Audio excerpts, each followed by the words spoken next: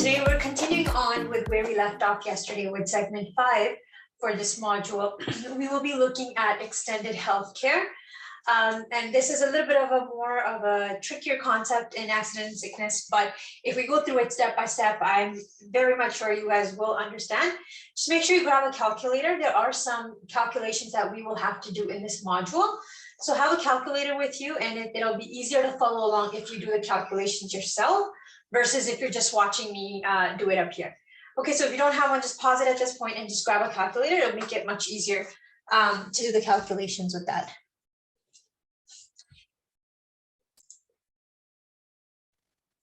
All right, perfect. So let's go ahead and start with our segment for today.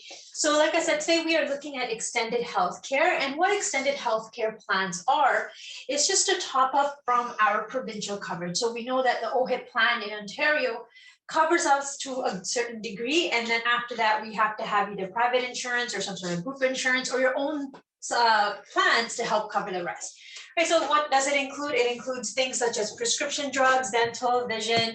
Some of you probably are part of plans that have it. Some of you probably have your own individual plans. So those are the key things that it covers. Today, we're going to be looking at group plans and how they work with extended healthcare. Many employers offer this through a group plan. And then again, it's another way to keep employees on board.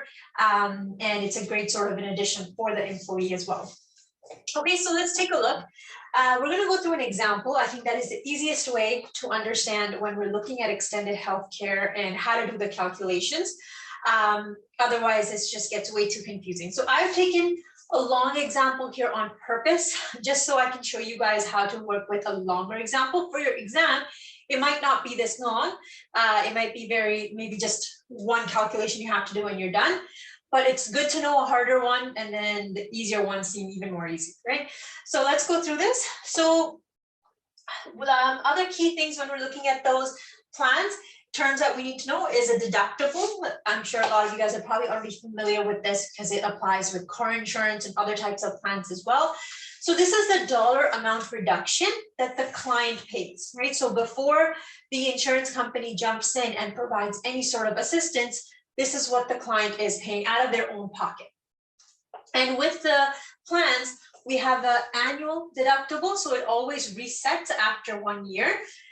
And there's a single deductible, so this is every time a new member of the family files a claim, they would have to pay a single deductible up to a maximum of the family. So this is a total amount that that family can be charged as a collective unit. And you'll see what we mean when we go through the example as well. And then we have the co-insurance factor. This is always a percentage. So this is what the insurance company is going to cover after you have paid your deductible. They may cover 80%, 85%, 100%. So they will cover a certain amount of the remaining cost. Okay, so let's go ahead and look and work with our example that we have here. So I've set up a scenario here, and these are all things you will get in a question. So with these, the questions can be 2 paragraphs long. Sometimes, don't worry, just work through it step by step. You are allowed to have rough paper and calculators and all of that for your exam, so you can definitely use that.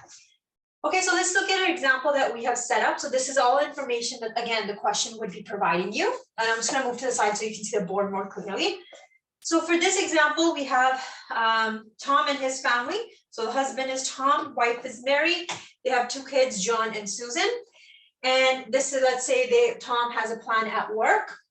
And in Tom's plan, so let's just say, because we're going to build on this, that's why I'm specifying this is Tom's plan, and then we add to it a little bit later on.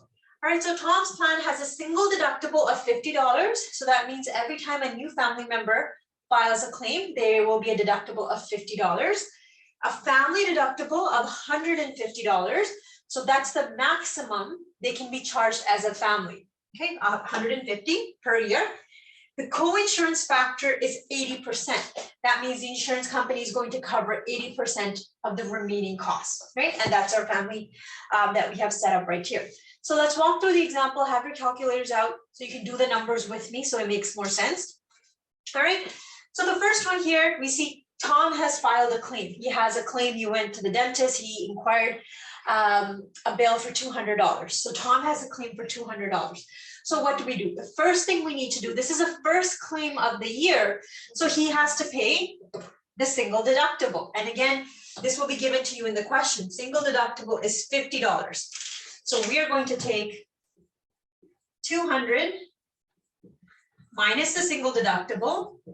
He is left with $150. Now he's going to take that remaining $150 from that expense and send it to the insurance company. And they say, we will cover 80% of this. So just to quickly show you on the calculator as well, if you'd like to see how to do it. So I'm sure you guys all know, but just in case, so you take 200, we're going to subtract the deductible, we're left with 150. And to figure out the 80%, you just do multiply 0.8. If it's 70%, 0.7. If it's 75%, 0.75. Okay, so this is the amount that the insurance company is going to give back for that claim. So that's how you'll be doing it for all of them. I just wanted to quickly show one example so you know how to work through that, right? So here we get 120. So this is what they're going to be paid by plan. I'll just write that. So insurance company plan. And this is out-of-pocket expense. All right, so that claim is done. Now the year goes on and Tom has another expense, this time for $300. Now, because it's Tom again, he has already paid the single deductible once. So this time he does not have to pay the single deductible. We're going to take the $300 and send it straight to the insurance company, who's going to pay 80% of that. And again, once you do that calculation, you take 80% of that. So they're going to reimburse him $240. So here, what is the out of pocket? So I would like to do it here on the slide just so you can see. So out of pocket, he paid $50 and also the difference. So $30 was not paid. So the 20% he also paid. So the total out of pocket for the first one is $80. And for the second claim, out of pocket expense, so that means how much was their own expense, he has to pay the difference, which is $60. Okay, and I'll show you why I'm writing this in a second, because the question can ask this in different ways. So let's say the year goes on and now John, one of their kids, has to file a claim. So John, when the plans are there, the kids are covered under the parents' plan as well. So John has a claim for $200. Now, since this is a first claim for John this year, they do have to pay the single deductible again. So we take the $200 minus $50. So the numbers are going to be the same as this one. And again, the insurance company says we will pay 80%. So here for the third claim, they have to pay the single deductible and the difference. So again, the out-of-pocket expense is $80. All right, now how much have they paid so far in their deductibles? So Tom paid $50 here, then they paid another $50 here for John. So far they paid $100. Their maximum is $150. That means that every time a new family member files a claim, they will have to pay the $50 single deductible until they reach the $150. After that, it won't apply. All right, so the year goes on. Now Susan has a claim for $300. Susan, this is the first claim for her for the year. So we're going to take $300. We have to minus the deductible. And we're left with $250. And now that $250 is going to be going to the insurance company, who says, okay, we will pay you 80% of this.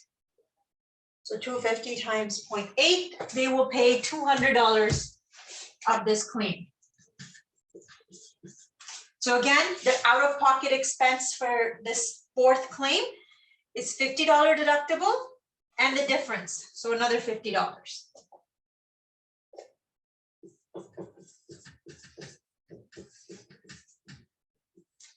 All right, now let's check again, because you remember you have to check, have they reached their maximum family deductible. So we have 50 here. When Tom had the first claim, he paid $50. Then they paid another 50 for John. And then they paid another 50 for Susan. So 50, 100, and 150. They have reached this family maximum. That means now for the rest of the year, for the rest of the claims that they have, they're not going to pay any more deductible. So I've shown an example here. Now the next one is Mary. This is her first claim. But because of the fact that they have already reached this maximum of 150, she's not going to have any deductible, even though it is her first claim. So this 150 would just go straight to the insurance company and they would pay that difference. All right. So this question can ask us a number of different things that can be asked here for this question. And I just want to finish off this last one as well, so we know exactly what we have. So this is 120. So out of pocket is only $30 for this one. All right. So now this is a long question, a lot of calculations, but if hopefully you walk through step by step, you can always go back and rewatch it if it didn't make sense. But I will recap everything here once before we move on. So this is all going to be given to you in the question. They can ask you two things. What is the question going to ask you? They can ask you A, to figure out what is the total out-of-pocket expense for this family, or how much did the insurance reimburse them for their claims. So either way, you're adding up the numbers. So if they ask how much is an out-of-pocket expense, you just need to add up all of the times that they had to pay out of pocket, out of their own pocket, so what the insurance company did not cover. If the question is asking you how much did the insurance company reimburse them for all of their claims, then we just add up these numbers, whatever the insurance company paid after the deductible and after the co-insurance factor, you add up all those numbers. All right, so I hope this makes sense. Again, please rewatch it. If you're a little confused, go back and rewatch it. We have our live sessions as well on the weekend. So if you still have questions, feel free to ask me there, because I'm going to build on this where two parents have plans, which is a very common thing we see nowadays. It's usually both members are working, both parents are working in the house. So we see that the children are covered on both plans and the spouses are covered on each other's plans. So what happens there? So it's going to get a little bit more trickier. I'm just going to switch over to that. We're still continuing with this segment. But again, if it's a little confusing for you up until this point, I would suggest to rewatch it, have the clear understanding, and then let's move on to the next section. So I will be switching over to how the coordination of the benefits look like if two of them have the plan. Right, so let's switch over to that.